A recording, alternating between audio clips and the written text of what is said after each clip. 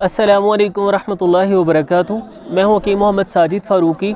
आज की वीडियो में एक बहुत ही मुफीद हर्ब का मैं आपको तारुफ़ करवाने वाला हूँ। इस वक्त मैं अयूबिया के पॉइंट पे मौजूद हूँ, तो यहाँ थोड़ी देर हम सुस्ताने के लिए बैठे हैं। एक बड़ी ही इफ़ेक्टिव हर्ब इस वक्त मेरे सामने आप देख रहे हैं, इसे प्लेंटेन कहते हैं और इसकी 200 से ज़्यादा अक़साम है। सबका पत्ता तकरीबन मिलता जुलता होता है। ये देखें, मैं आपको इसकी थोड़ी शनाख्त करवा देता हूँ।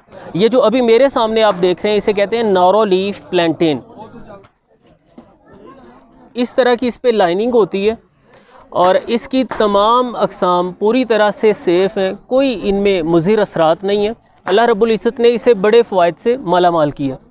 तो चंद एक मैं आपके सामने रखूँगा और फिर आपसे इजाज़त चाहूँगा। इसका इस्तेमाल सबसे पहले स्कॉटलैंड में किया गया था तलवारों के ज़ख्मों को मुंतमिल करने के लिए।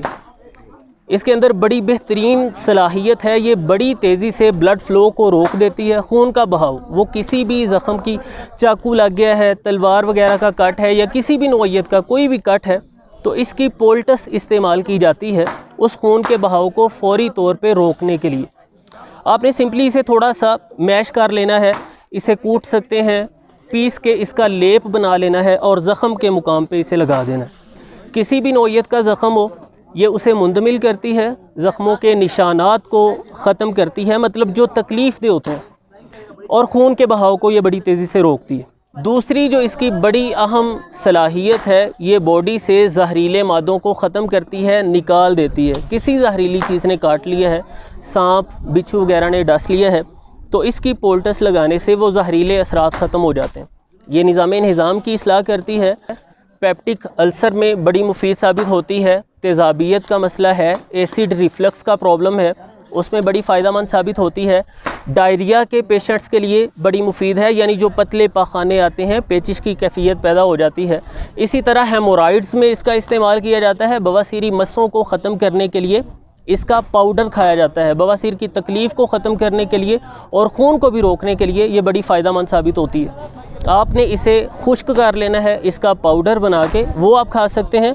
और इसी तरह इसके पत्तों का जोशांदा इस्तेमाल किया जा सकता है। इसके पत्तों को बतौर जोशांदा यानी टी के तौर पे आप इस्तेमाल कर सकते हैं और इससे फ़ायदा उठा सकते हैं। इसी तरह इसकी बड़ी अहम ख़ासियत मैं आपके सामने रखूं, फोड़े फिंसी वगैरह के मुकामात पे भी इसका पोल्टस लगाया जा सकता है और इससे फ़ायदा उठाया जा सकता है।